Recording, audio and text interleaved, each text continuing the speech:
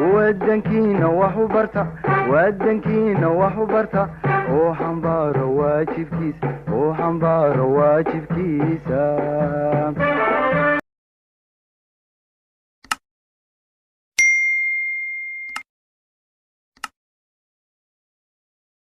Assalamu alaikum warahmatullahi wabarakatuh. Soo dhawaada asxaabta, waxaad ku soo dhawaataan channelkeena Simcode School Branch 2 Official Inulwen. Cashirkeeni maanta wuxuu ku saabsan yahay conversation. Conversation waa wada sheekaysi. What is going on here? What is going on here? Halkan maxaa ka socda?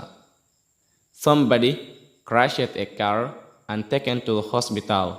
Thus, he was bleeding. Somebody crashed a car. Qof ayaa lagu dhuftay gaari and taken to the hospital. Waxaana loo qaaday isbitaalka. Thus, run ahaantii, he was bleeding.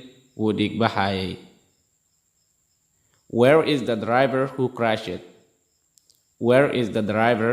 Aaway darawalka who crashed kaasoo dhuftay. darawalka gaariga ku dhuftay aaway. He was taken to the prison. He will be sentenced to a jail for 3 months and to pay the compensation. He was taken to the prison. Waxaa loo qaaday xabsiga.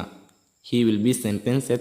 Waxaan lagu xukmi doonaa to a jail for 3 months 3 bilood and to pay iyo inuuna bixiyo the compensation diyada.